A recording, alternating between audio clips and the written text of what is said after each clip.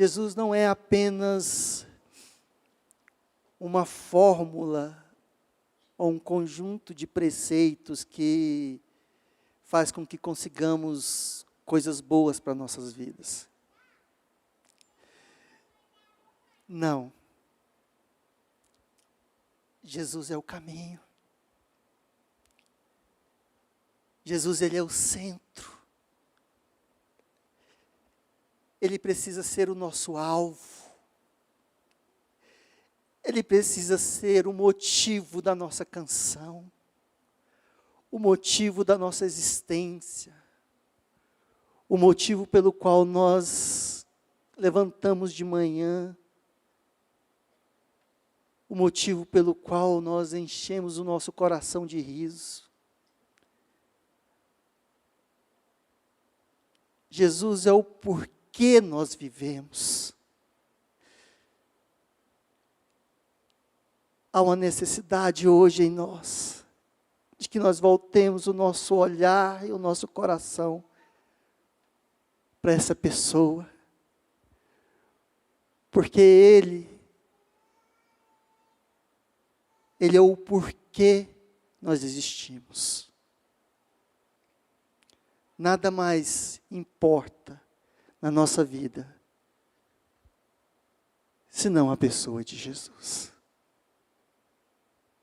E o seu olhar, quando olha para nós, o seu olhar de amor, o seu olhar de doçura, o seu olhar de perdão, o seu olhar de graça, o seu olhar que quebra as nossas cadeias, que nos liberta dos nossos traumas, que transforma a nossa vida. Esse olhar nos sonda e muda completamente o nosso ser. Porque o seu olhar estando em mim, me enche de tua paz.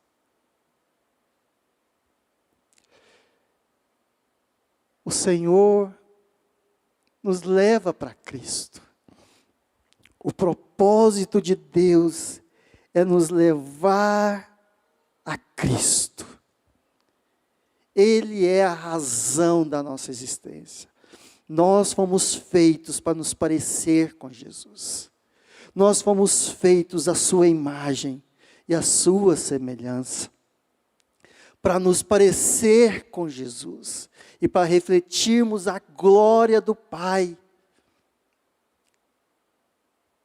Nós fomos feitos à imagem e semelhança para que nós reflitamos a glória do Senhor, para que nós sejamos férteis e nos multipliquemos, e que tenhamos domínio sobre o caos, sobre todo o universo, sobre as aves do céu, sobre os animais da terra, sobre os peixes do mar, sobre todo o universo. Esse é o propósito. E com o propósito vem também uma missão.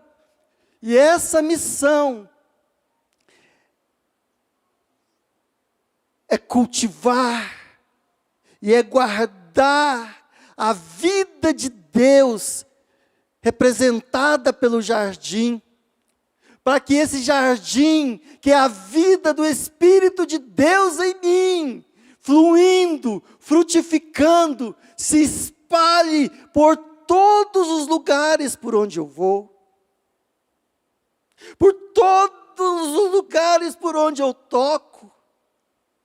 Seja cultivado esse jardim, seja cultivada a vida de Deus em mim, e essa vida de Deus em mim transborde para todas as outras áreas, tanto da minha vida, quanto ao meu redor, e assim a glória de Deus vá se espalhando. Essa é a missão que nós temos.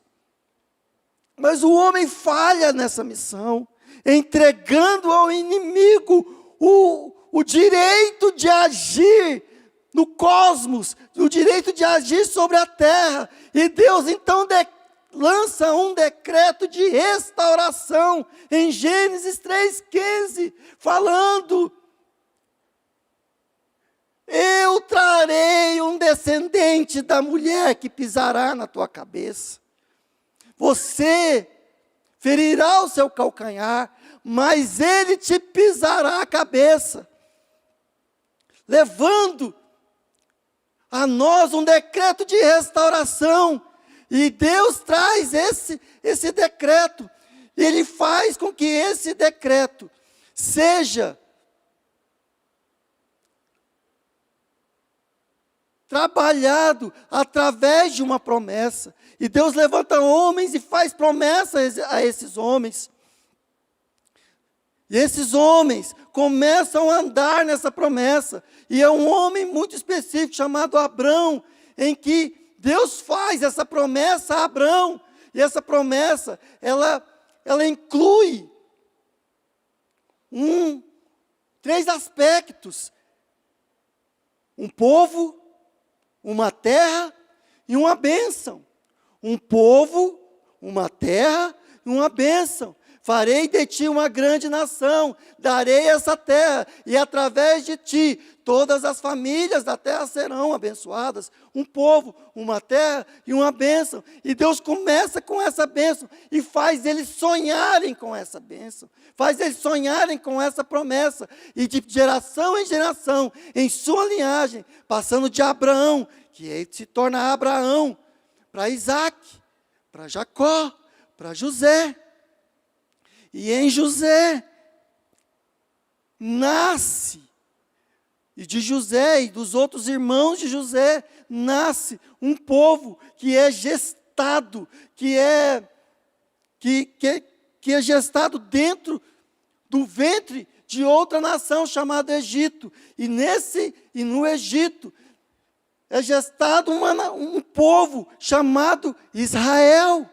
E esse Israel, a hora que chega o tempo dele nascer, Deus faz um parto desse povo, dessa barriga chamada Egito, de uma forma muito maravilhosa, com dores de parto, representado pelas 10 pragas.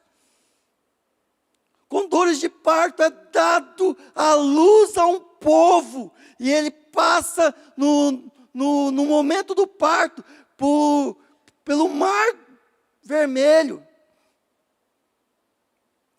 E esse povo, passando pelo Mar Vermelho, ele se vê que já não é mais escravo do Egito. Ele se vê do outro lado do Mar Vermelho, num lugar em que ele não está acostumado, chamado deserto. E no deserto,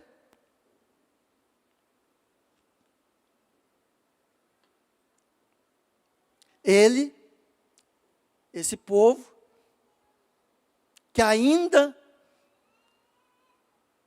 não tão organizado, não tão estruturado, é um povo, mas ainda não é uma nação.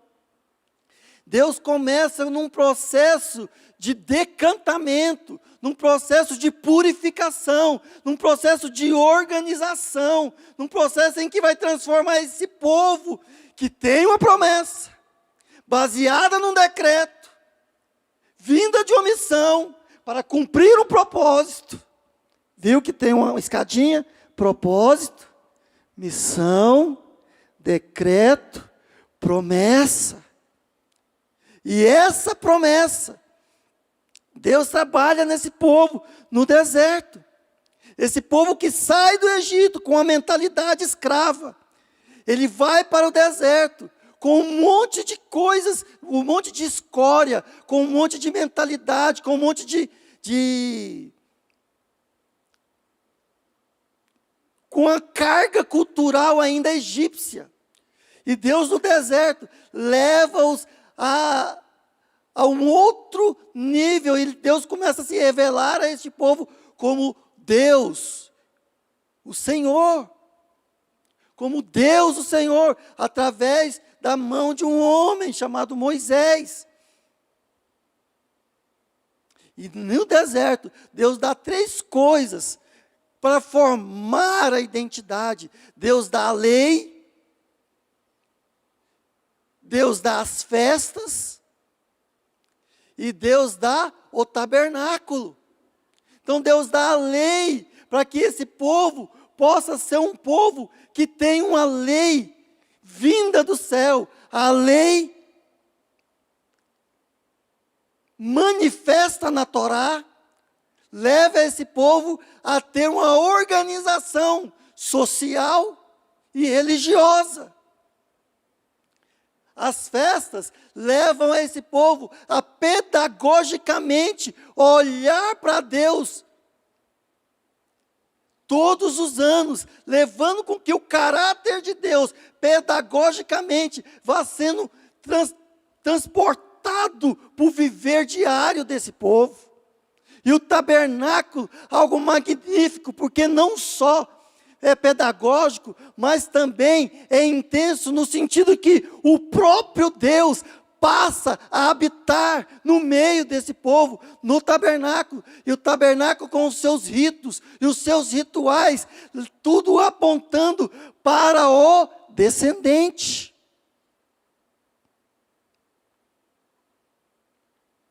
Só que esse povo ainda é um povo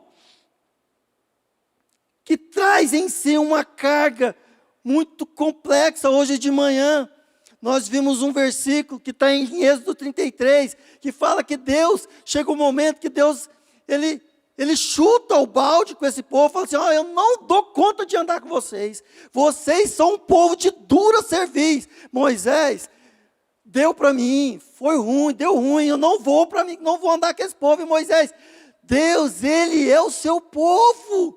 E Moisés, que sabe tocar o coração de Deus, porque vive na presença de Deus como um amigo, e Deus fala, então eu levarei vocês para uma terra que dá descanso, e darei descanso a vocês. Eu vou com vocês, Moisés. E Deus, esse povo ainda meio duro, com a mentalidade, sabe como é que se sabe que o povo tem uma mentalidade ainda dura, que ainda não tem uma mentalidade para andar na terra? Porque tem 3 coisas que esse povo faz. Primeiro é o quê? É incredulidade. É um povo incrédulo. Mesmo Deus derramando maná, mesmo Deus trazendo cordonizes, mesmo as maravilhas de Deus sendo feitas quase que diariamente, maná caindo diariamente, eles ainda é incrédulo. E essa incredulidade se dá na sua murmuração. Um povo que murmura, um povo que reclama, um povo que tudo está ruim. O maná é ruim, as cordonizes é ruim, a água acabou, tudo é ruim. Mesmo Deus cuidando deles no deserto, mesmo Deus não deixando que os sapatos e as roupas se desfaçam, mesmo Deus trazendo comida para eles, guiando-os diariamente, eles murmuram, eles reclamam, eles são incrédulos, eles apurrinham Moisés, e eles não sabem por quê, por causa de uma coisa, porque eles são idólatras, a idolatria deles levam à incredulidade, e a incredulidade leva à murmuração. Você quer saber quando uma pessoa não crê, não tem fé, porque na sua boca está sempre murmurando, sempre tem um negócio assim que não está bom, sempre tem um negócio assim que, nossa, ele não tem um emprego, mas aí ele ganha um emprego, ele ora e ganha um emprego, sabe, aí passam uns 6 meses, sabe o que ele faz? Começa a reclamar do emprego. Aí ele vai para outro emprego, aí ele reclama do outro emprego. Aí ele abre a empresa, aí ele fala que está trabalhando demais. O cara passa, a juventude inteirinha orando por uma esposa. Aí ganha uma esposa. Aí ele reclama da esposa.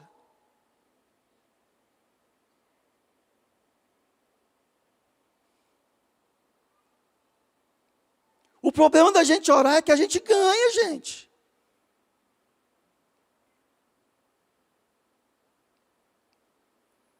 Então esse povo murmurento. E aí Deus fala o seguinte: esse povo incrédulo não entrará na terra. Por quê? Porque eles olham a terra e falam assim: ó, a terra é boa, mas a terra, ela não dá para entrar nela. Por quê? Porque tem gigante mais lá. Então o povo lá que está lá já está ocupada. Ai meu Deus não tinha jeito de dar uma terra desocupada para a gente, não. A gente gosta de terra desocupada. Lá está um monte de gigante. Não vai dar para a gente ir para lá, Moisés. Aí Deus fala: então vocês não vão entrar, porque a mentalidade de vocês ainda é uma mentalidade de Egito. Ainda é uma mentalidade de escravo. Ainda é uma mentalidade de gente que quer apanha, mas quer tudo de graça. Então aquela geração que sai do Egito morre no deserto. E Deus trabalha durante 40 anos na mentalidade de uma nova geração. Eu já preguei sobre isso aqui.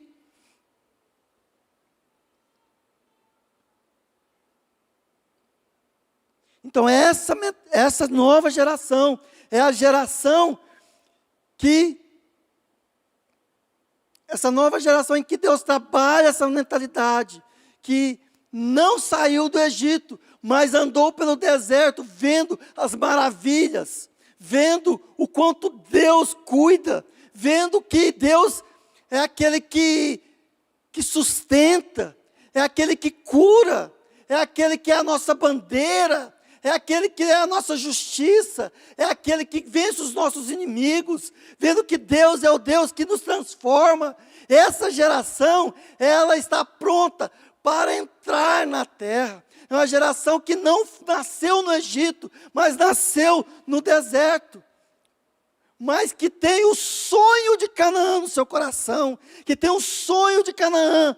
Enquanto Moisés representa uma geração que tira o povo do Egito, mas é Josué que representa uma geração crédula, uma geração que tem fé, uma geração que conquista, e é essa geração que passa o Jordão. A última vez que eu preguei, eu falei sobre a passagem do Jordão. Por quê? Porque se a passagem do Mar Vermelho fala da minha libertação do poder de Satanás, fala da minha libertação do poder das trevas, fala da minha libertação do poder do pecado, fala da minha libertação das garras de Satanás sobre mim, que eu não sou mais escravo do pecado. A minha passagem pelo Jordão fala de uma vida natural, da passagem de uma vida natural para uma vida andando no Espírito. Porque não basta eu sair do mundo, eu preciso também entrar num outro nível de vida, de andar no Espírito, de viver na dimensão do Espírito, porque muitas vezes nós saímos das garras de Satanás, mas nós continuamos a viver uma vida natural, baseada nas coisas naturais, baseada nas coisas que eu posso contar, pegar, ver, degustar, baseado na minha inteligência, baseado nos meus contatos, baseado no meu network, mas baseado naquilo que eu posso manipular, naquilo que eu posso fazer. Mas Deus não tem essa vida para nós. Deus tem uma vida ainda maior, baseada na ação do Espírito Santo através de nós. Então, se eu sou liberto das garras de Satanás, eu preciso ser liberto de mim mesmo. Eu preciso ser liberto da minha naturalidade. Eu preciso ser liberto de uma vida natural, de uma vida carnal. E Deus fala para mim: passa o Jordão. Por quê? Porque do outro lado do Jordão, é do outro lado do Jordão que você vai viver uma vida abundante.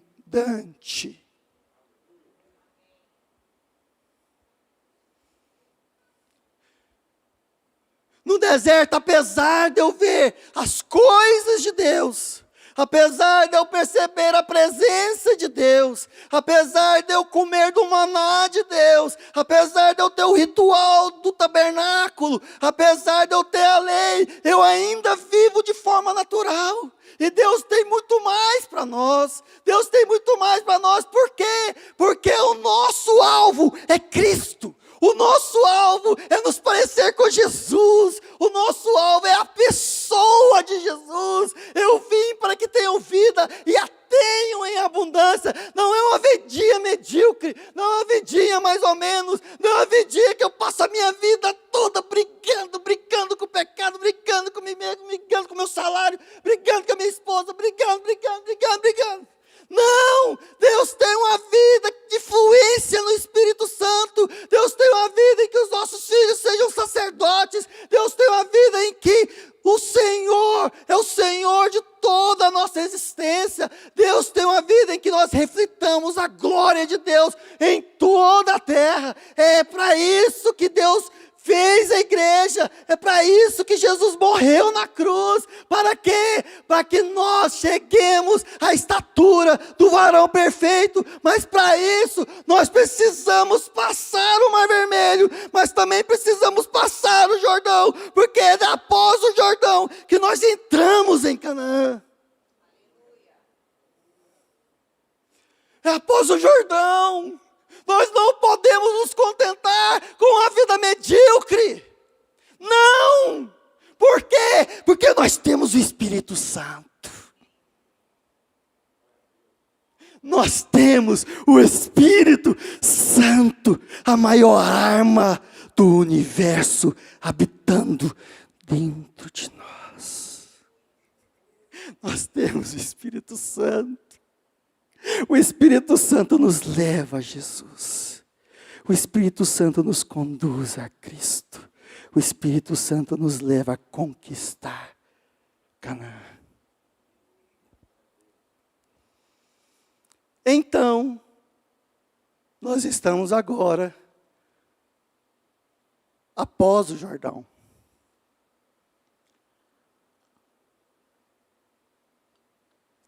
Um lugar chamado Gilgal.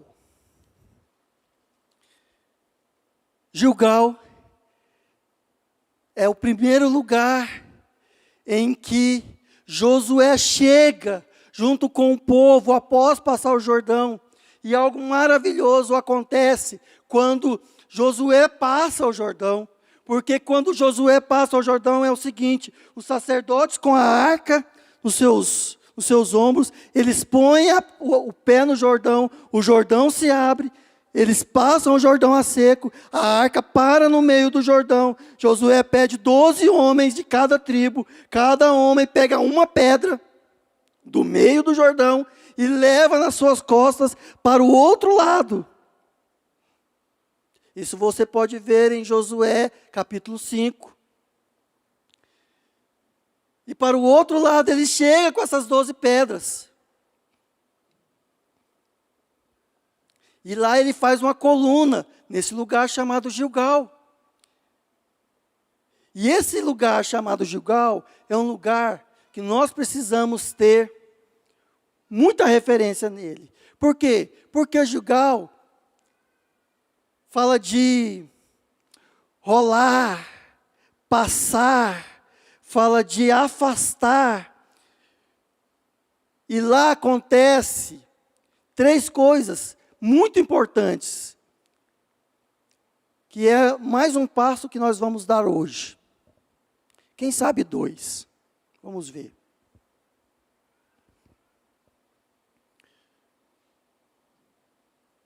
Em Gilgal, Josué faz uma coisa maravilhosa. Ele pega essas pedras que ele colocou no Jordão e faz uma coluna. E fala assim, para quando os filhos dos nossos filhos perguntarem por que tem essa coluna aqui de pedras, nós falamos que foi o Senhor que fez com que nós passamos o Jordão a seco e chegamos na terra de Canaã. Mas o que é a pedra? Nós aprendemos que a pedra representa a pessoa de Jesus. Por quê? Uma vez que nós estamos no Egito, nós estamos no Egito fazendo o quê? Maçando barro. No Egito nós estamos maçando barro. Mas aqui em Canaã, nós não somos mais barro, nós temos uma outra identidade, nós somos pedra. Nós somos retirados da pedra, que é Jesus, ou seja, em nós habita uma outra estrutura. Enquanto o barro fala da minha natureza caída, a pedra fala da minha natureza divina, incorruptível, cheia da presença de Deus, vasos de pedra, onde podem ser derramados vinho novo. Onde a água da palavra de Deus entra e seria transformada em vinho. Então nós temos uma outra estrutura. Todos aqueles que saíram do Egito, passaram pelo deserto, passaram pelo Jordão, eles chegam em Canaã com a outra identidade. Nós somos pedras vivas, edificados como edifício de Deus, casa de Deus, para sermos morada do Espírito Santo. Nós somos esse povo que tem uma outra estrutura, uma outra identidade. Nós somos as pedras do Senhor. E nós precisamos ter essa consciência. Então Gilgal é um lugar de consciência. Gilgal é um lugar de posição, é um lugar estratégico, onde eu me posiciono naquilo que eu sou em Deus. Nós somos pedra. Pedro, tu és pedra, tu não és mais Simão Bar-Jonas, como filho de Jonas, você ainda é barro, mas como meu filho, você é pedra. Porque você foi tirado da pedra angular.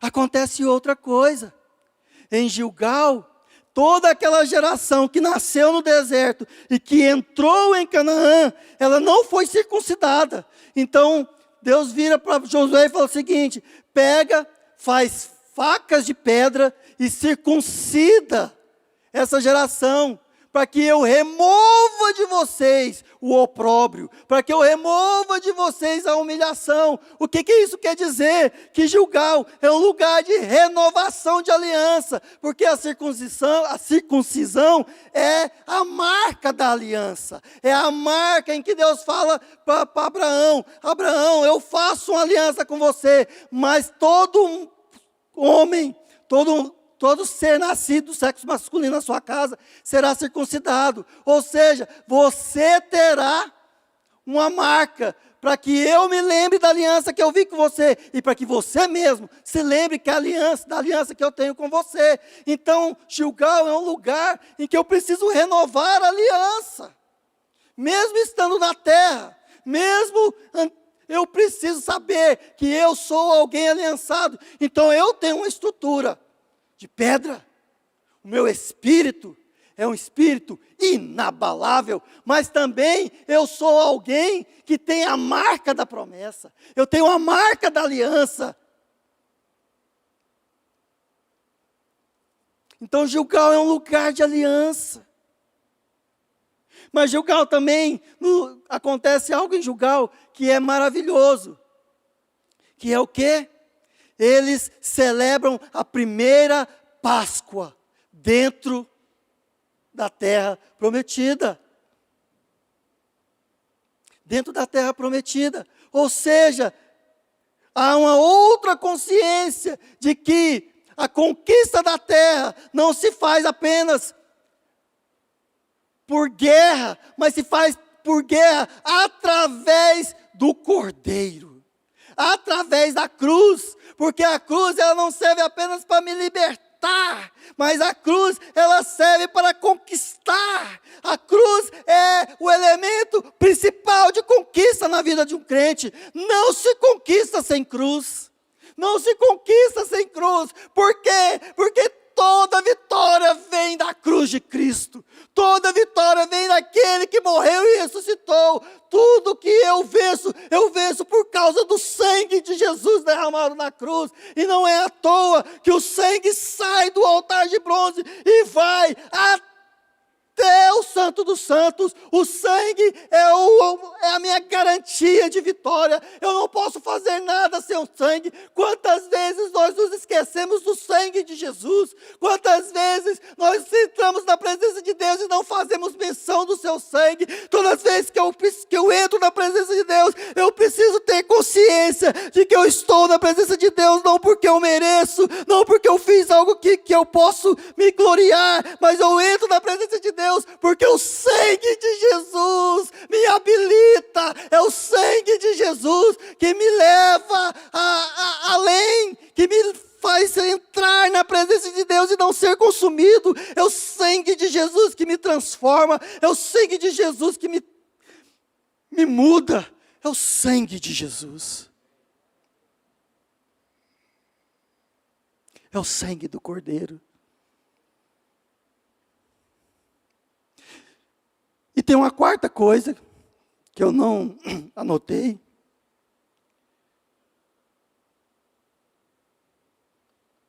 Mas que é importantíssimo, que acontece em Gilgal. Quando eles entram na terra, automaticamente o maná para. E eles passam a cultivar a terra. E naquele ano, eles comem do fruto da terra. Isso o que quer dizer? A terra de Canaã é uma terra que mana leite e mel, mas ela não mana leite e mel, não é brotando leite e mel assim, ó. Olha aqui uma fonte de leite, olha outra aqui, uma fonte de mel. Não! Fala do cultivo. Eles cultivam. E aí, quando a gente fala em cultivar, a gente lembra do quê? Da missão. Cultivar e guardar. Nós fomos feitos para cultivar. Nós fomos feitos para trabalhar. A terra de Canaã é um lugar de descanso, mas é um lugar de trabalho. A terra de Canaã é um lugar em que eu vou cultivar. A terra de Canaã é um lugar de cultivo da pessoa de Jesus dentro de mim. A terra de Canaã é um lugar em que eu trabalho diariamente, mas que esse trabalho não é um trabalho escravo, mas é um trabalho que eu vou colher abundantemente. Muitos de nós pensamos que a vida cristã é uma vida de regar. Agora eu vou sentar aqui e vou só pedir. Não. O cristão é aquele que entende que o trabalho é bênção. O trabalho é bom. Cultivar e guardar. Cultivar e guardar. E para vocês falarem que eu não sou herege, vamos ler a Bíblia, né? Vamos abrir a nossa Bíblia em Josué, capítulo 5, versículo 10.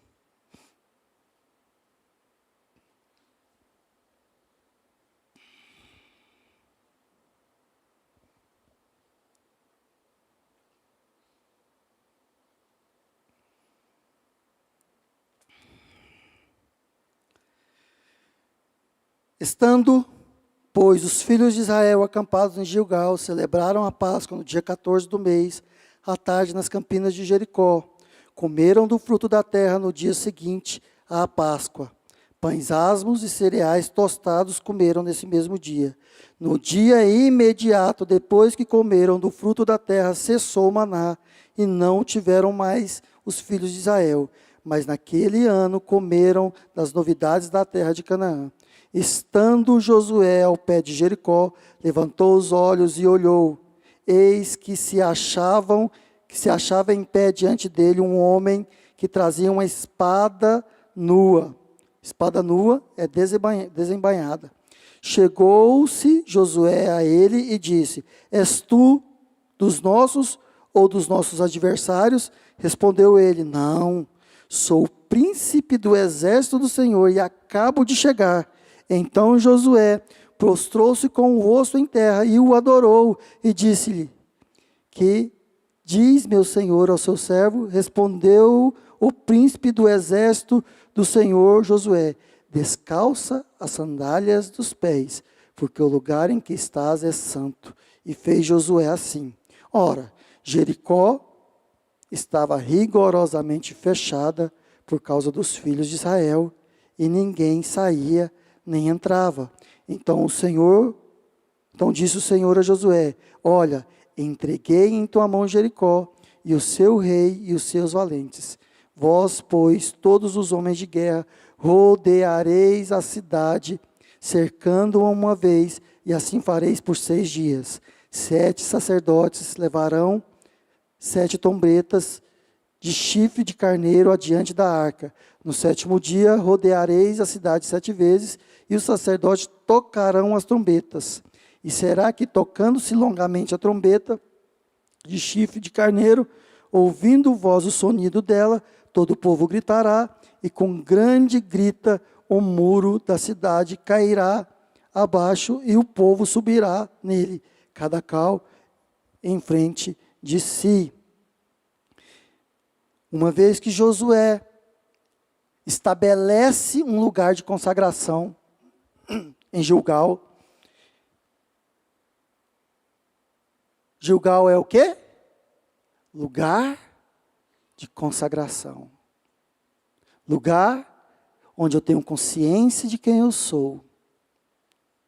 Onde eu tenho consciência do sacrifício de Jesus. Onde eu tenho consciência da aliança.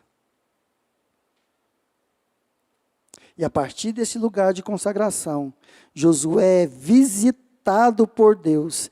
E aqui Deus se mostra a Josué de uma forma diferente da que se mostrou para Moisés. Para Moisés, Deus se mostra numa sarça ardente.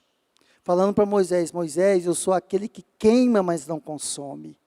Eu sou aquele que queima, mas não consome. Mas para Josué, Deus se mostra como o príncipe dos exércitos do Deus vivo. Falando para Josué: Josué, eu não sou nem de você e nem dos seus adversários. Eu sou do céu. E Josué, agora começa a batalha. Agora começa a guerra. Porque Jericó está toda fechada. Mas você precisa conquistar Jericó. E eu já entreguei Jericó nas suas mãos. E aqui a gente tem, rapidamente, a gente tem algumas perguntas a serem respondidas. Se Canaã foi dada por Deus, por que eu tenho que conquistar? Por que eu tenho que conquistar algo que já é meu por direito? Não foi Deus que me deu? Se o caráter de Cristo em mim é algo que Deus tem para mim e já me deu na cruz do Calvário, por que eu tenho que conquistar o caráter de Cristo?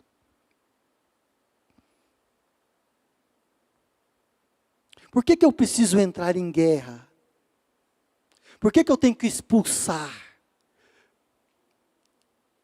Em nossas vidas, queridos, em nossas experiências, durante a nossa existência, são levantadas várias fortalezas que estão ocupando o lugar que não são delas. E muitas dessas fortalezas, elas precisam ser derrubadas. Quantos de nós ainda não exercemos todo o potencial de vida de Deus em nós, porque tem fortalezas levantadas. E o que são fortalezas? São estruturas levantadas por Satanás no decorrer das nossas vidas, que vão se arraigando em nós, se arraigando em nosso corpo, se arraigando em nossa mente, que querem continuar no lugar em que Deus deu para nós. Quantos hábitos nós temos que nos impedem de servir a Deus verdadeiramente? Quantos hábitos, quantas vezes nós queremos fluir em Deus, mas de repente vem aquele pecado que é intransponível. Toda vez eu chego num lugar e eu caio, volto. Aí faço o caminho todo de novo. Chego no mesmo lugar, caio, volto. Quantas pessoas, ano após ano, se frustram nos mesmos pecados? Quantas pessoas, anos após anos, se frustram nos mesmos traumas? Quantas pessoas têm hábitos que não conseguem largar, mesmo amando o Senhor Jesus, mesmo amando a presença de Deus, mas ainda parece que aquilo é uma fortaleza, é algo intransponível, é algo que ele não consegue quebrar. Parece que aquilo é algo que você chega ali, parece que não passa dali. Por isso nós precisamos entrar em guerra. Por isso que nós precisamos quebrar as fortalezas, quebrar as cidades edificadas, quebrar os hábitos arraigados, quebrar as estruturas mentais que muitas vezes foram colocadas desde a nossa infância. Desde a nossa infância, fazendo-nos crer que nós somos assim e vamos morrer assim. Não! Em Cristo Jesus, tudo se fez novo. Em Cristo Jesus, todas as coisas se fizeram novas. Em Cristo Jesus, eu sou nova criatura. Em Cristo Jesus, eu tenho direito legal em Canaã. Em Cristo Jesus, mas eu preciso conquistar, eu preciso guerrear, eu preciso matar os heveus, os filisteus, os amorreus, os jebuseus, tudo que é eus. Por quê? Porque, meus irmãos, eu preciso caminhar para Cristo. Caminhar para Cristo. Então eu preciso entrar em guerra. E não se engane. Crente que é crente entra em guerra. Não tem esse negócio, eu sou crente, mas não tem guerra. Então, alguma coisa está acontecendo. Então você já pode ser arrebatado. Talvez Jesus esqueceu. Né? Você não fez o cadastro para o arrebatamento ainda. Mas se você está aqui, não foi arrebatado e é crente, você está iminentemente em guerra. Porque todos aqueles na Bíblia que chegaram na estatura foi arrebatado. Enoque, Moisés, Elias.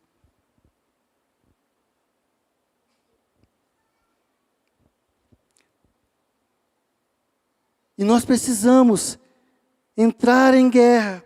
E eu quero colocar algumas atitudes necessárias para a conquista de fortalezas. A primeira coisa, eu já falei, é a posição de guerra. Revela-se através de uma atitude de guerra. Meu irmão, você não pode se conformar com essa vidinha que você tem de cai, levanta, cai, levanta, cai, levanta, cai, levanta. Ou às vezes um hábito que você tem que nunca se desfaz. Não! Se é uma fortaleza, me chamou para a guerra. Por quê? Porque é uma mentalidade de conquista. Josué é aquele que conquista. E na dimensão espiritual, eu passo a conquistar. Eu preciso ter o quê? Uma posição de guerra. Mas outra coisa que eu preciso ter, aqui falou o príncipe do exército, falou para Josué, olha o seguinte, você vai rodear, olha só, você vai rodear Jericó, com o quê? Primeiro vai os homens de guerra, ou seja, mentalidade de guerra, com o exército. Mas também atrás, os sacerdotes vão com a arca. Então a outra coisa necessária que eu preciso é ter o quê? A presença de Deus. Eu não conquisto na minha força, eu conquisto na presença de Deus. Meus irmãos, eu ia falar mano, né? Mano eu falo no sábado, no domingo eu falo irmãos. Isso. Meus irmãos, nada é mais importante na nossa vida do que a presença de Deus. Nada é mais necessário na nossa vida do que a presença de Deus. E deixa eu contar um segredo para vocês. Deus não mora no YouTube. Ele age no YouTube, mas Deus não mora no YouTube. Deus não mora na televisão. Sabe onde Deus mora? No lugar secreto. Deus mora quando você dobra os seus joelhos no lugar secreto. Quando orares, entra no seu quarto e fechada a porta. E o Pai que te vê em secreto te recompensará. A Bíblia não fala assim, e busca Deus no secreto. Não. Fala assim, quando você fechar a porta e você orar ao teu Pai, o teu Pai que está em secreto, Ele já está lá te esperando. Todas as vezes que você entrar no secreto, você encontrará o Senhor. E a prioridade das nossas vidas precisa ser a presença de Deus. Porque sem a presença de Deus, fortalezas não caem. Sem a presença de Deus, fortalezas não são derrubadas, não ruem.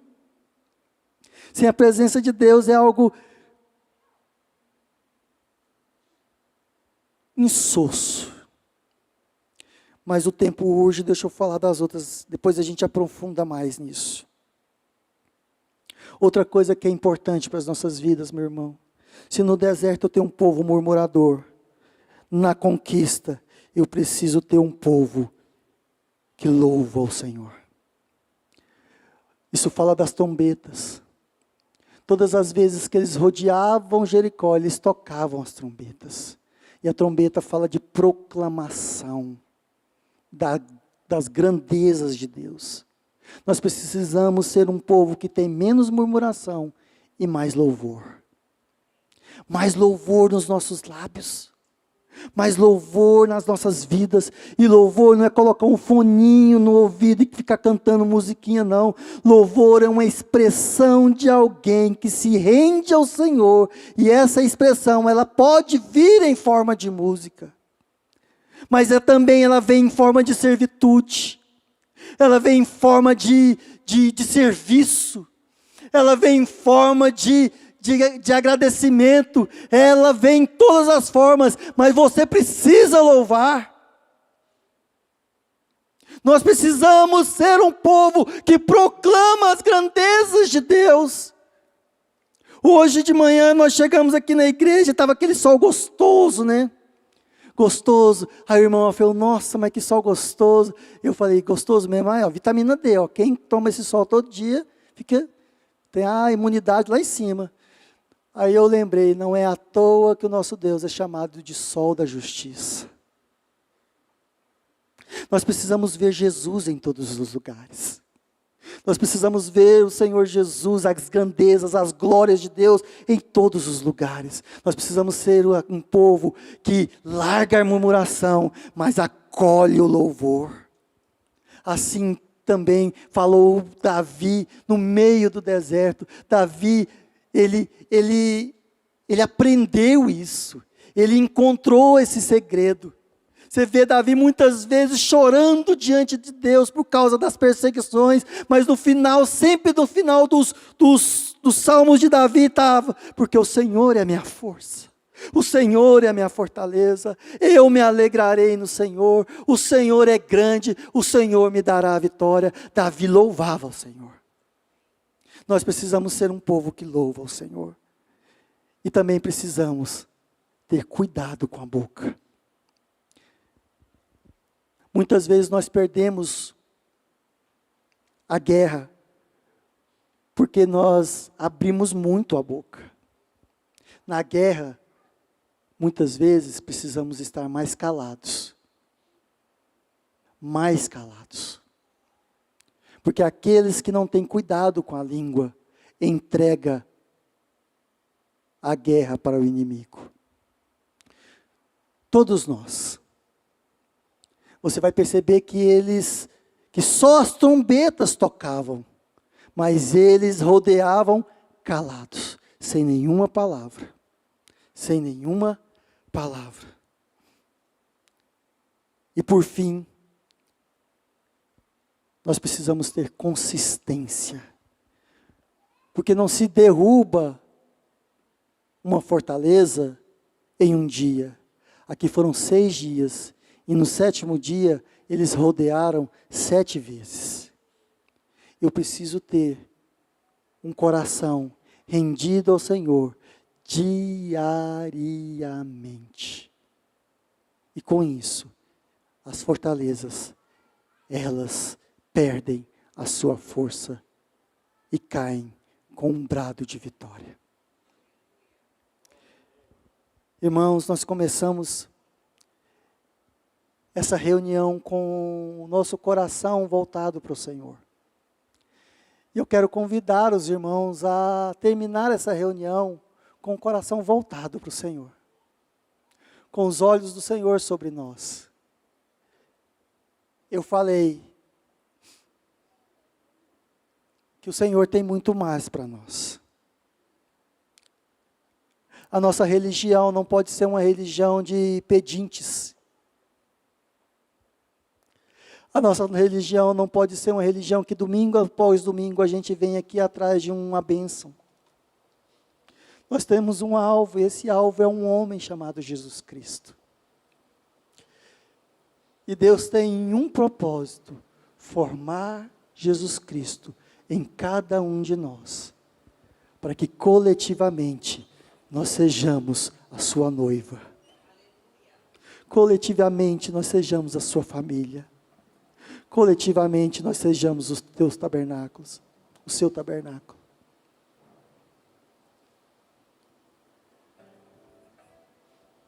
Que nessa noite o Senhor possa renovar o seu desejo pela presença do Senhor. Que nessa noite o Senhor possa renovar o seu desejo por se tornar mais parecido com Jesus.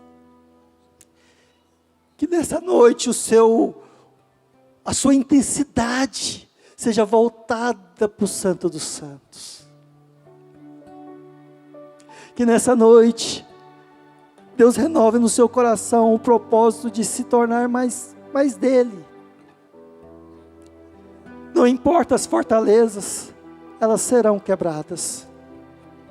Não importa os traumas ou os hábitos, eles serão quebrados. Basta que você entre em guerra. Em guerra com o diabo, mas em rendição ao Senhor. Feche os seus olhos. Talvez você tenha fortalezas que para você parecem intransponíveis. Mas é o que eu digo para você, basta um olhar. Basta o sondar do Espírito Santo em nós. Basta a vida de Deus em nós.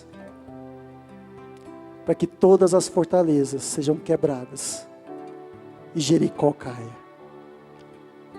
E que você ande mais um passo na direção daquele que é o autor da nossa vida.